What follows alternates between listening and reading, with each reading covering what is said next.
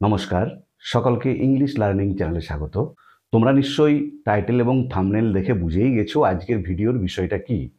আজকে আমরা একটা বেশ ইম্পর্টেন্ট এবং কনফিউজিং বিষয় নিয়ে আলোচনা করব। এই বিষয়টা নিয়ে অনেকেরই কিন্তু কনফিউশন রয়েছে। বিষয়টা কি?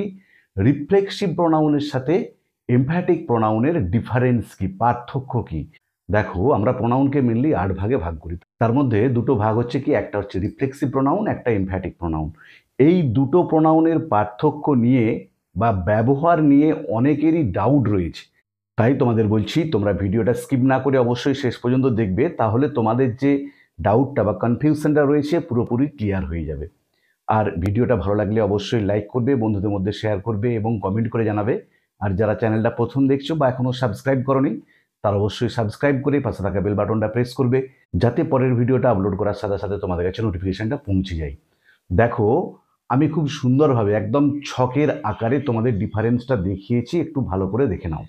1 নম্বর ডিফারেন্সটা কি দেখো, কোনো ক্রিয়াপদের কর্তা এবং কর্ম একই ব্যক্তি হলে কর্মটিকে রিফ্লেক্সিভ প্রোনাউন বলে। আবার বলছি, কোনো একটা ক্রিয়াপদ মানে ভার্বের, একটা সেন্টেন্সে ভার্বের সাবজেক্ট এবং অবজেক্ট একই ব্যক্তি বা বস্তুও বলতে পারো হলে সেই অবজেক্টটাকে বলা হবে রিফ্লেক্সিভ প্রোনাউন। এক্সাম্পলটা দেখো, শি হার্টস হারসেলফ। দেখো, এখানে শি আর হারসেলফ একই বস্তু। He blamed himself for the mistake. তাহলে হি আর হিমসেলফ একই ব্যক্তিকে বোঝাচ্ছে। তাহলে যখন একটা ভার্বের সাবজেক্ট এবং অবজেক্ট একই ব্যক্তি বা একই বস্তু হবে, তখন সেই কর্মটিকে বা অবজেক্টটাকে বলা হবে রিফ্লেক্সিভ প্রোনাউন। আমি নিচে এক্সাম্পল দিয়ে দুটো দেখিয়েছি। এরপর এমফ্যাটিক প্রোনাউনটা দেখো। এমফ্যাটিক কথাটা এসছে এমফাসিস থেকে। এমফাসিস মানে জোর দেওয়া। তাহলে কর্তার কাজে বা সাবজেক্টের কাজে যখন স্ট্রেস দেওয়া, জোর দেওয়া বোঝায়, তার জন্য যে প্রোনাউনটা ব্যবহৃত হয় সেটাকে বলা হয় এমফ্যাটিক প্রোনাউন। খুব ভালো করে মনে রাখবে।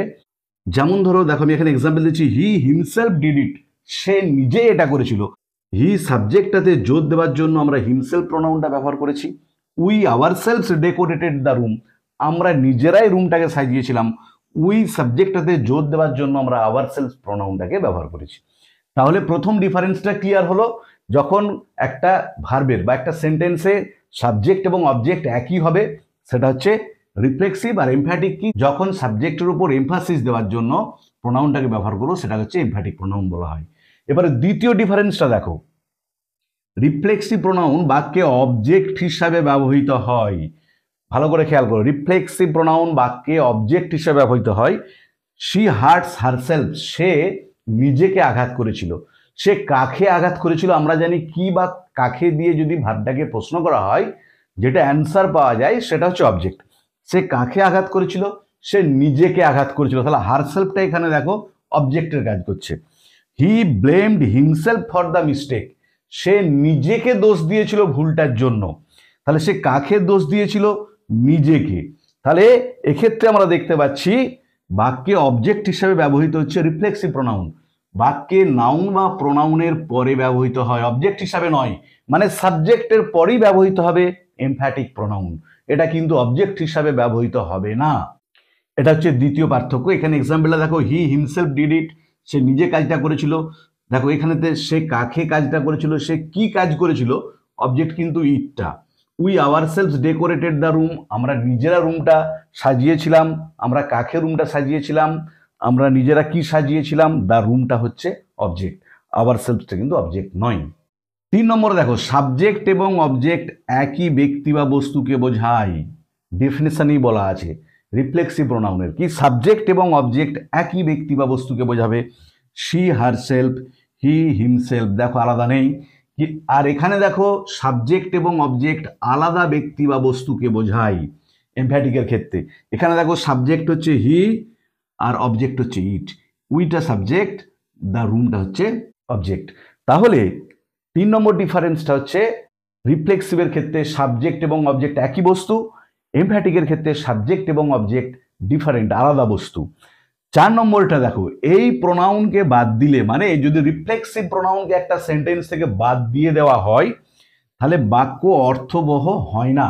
মানে বাক্যটা মিনিংলেস, সেন্টেন্সটা মিনিংলেস হয়ে যায়, সেন্টেন্সটা তখন কমপ্লিট হয় না। এক্সাম্পলটা দেখো, সি হার্টস হারসেলফ। যদি হারসেলফটা বাদ দিই, সি হার্টস, সে আঘাত করেছে। কাকে আঘাত করেছে? বা কি আঘাত করেছে, দেখো ক্লিয়ার হচ্ছে না, কিন্তু শুধু সি হার্টস, সে আঘাত করেছে। বা ধরো যদি বলি he blamed himself for the mistake, যদি বলি এটাকে হিমসেলফটাকে বাদ দিয়ে he blamed for the mistake, সে ভুলের জন্য দোষ দিয়েছে। কাকে দোষ দিয়েছে সেটা কিন্তু ক্লিয়ার হচ্ছে না, মানে মিনিংটা কিন্তু ক্লিয়ার হচ্ছে না, যে সে দোষারোপটা কাকে করলো ভুলটার জন্য সেটা কিন্তু বোঝা যাচ্ছে না।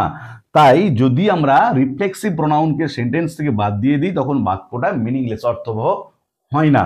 আর এই প্রোনাউন মানে এমফ্যাটিকের ক্ষেত্রে বাদ দিলেও বাক্যটা কিন্তু অর্থবহ হয়, মিনিংলেস হয় না। যেমন ধরো যদি বলি হি হিমসেলফ ডিড ইট, যদি হিমসেলফটাকে বাদ দিই, শুধু যদি বলি হি ডিড ইট, সেটা করেছিল, দেখো মিনিংটা কিন্তু হচ্ছে।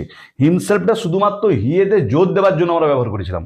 বা যদি বলি we decorated the room, our সেলফসটাকে যদি বাদ দিয়ে দিই, উই ডেকোরেটেড দ্য রুম, আমরা রুমটা সাজিয়েছিলাম, এখানেও দেখো বাক্যটা কিন্তু মিনিংলেস হচ্ছে না, বাক্যটার কিন্তু অর্থ থাকছে।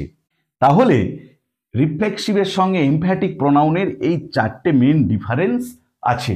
আমরা কিন্তু অনেকেই জানি না রিফ্লেক্সিভ এবং এমফ্যাটিক প্রোনাউনের ডিফারেন্সটা কি, বা যে ডিফারেন্সটা রয়েছে সেটা সম্পর্কে আমাদের ক্লিয়ার কনসেপশন ছিল না। আশা করি এই ভিডিওটা দেখার পর তোমাদের মধ্যে যে কনফিউশন ছিল রিফ্লেক্সিভ এবং এমফ্যাটিক প্রোনাউনের যে ডিফারেন্স, পার্থক্য তার মধ্যে, সেটা ক্লিয়ার হয়েছে। ভিডিওটা ভালো লাগলে তোমরা অবশ্যই লাইক করবে, বন্ধুদের মধ্যে শেয়ার করবে, কমেন্ট করে জানাবে। আমি অলরেডি আগে কনফিউজিং ইংলিশের উপরে বেশ কয়েকটা ভিডিও আপলোড করেছি, বা গ্রামারের উপরেও narration change, voice change, degree change, প্রিপোজিশনের ব্যবহার, ফ্রেজ, ক্লজ, এসব নিয়ে ডিটেলস আলোচনা করেও ভিডিও আপলোড করেছি অলরেডি। যারা সেগুলো দেখোনি তাদের জন্য আমি ডিসক্রিপশন বক্সে সেসব ভিডিওর লিঙ্কও দিয়ে দিয়েছি, তোমরা অবশ্যই দেখে নিও। আর যারা নতুন দেখছো চ্যানেলটা বা সাবস্ক্রাইব করোনি, তারা অবশ্যই সাবস্ক্রাইব করো, যাতে পরের ভিডিওটা আপলোড করার সাথে সাথে তোমাদের কাছে নোটিফিকেশনটা পৌঁছে যায়। ভালো থেকো সবাই, ধন্যবাদ, দেখা হবে পরের ভিডিওতে।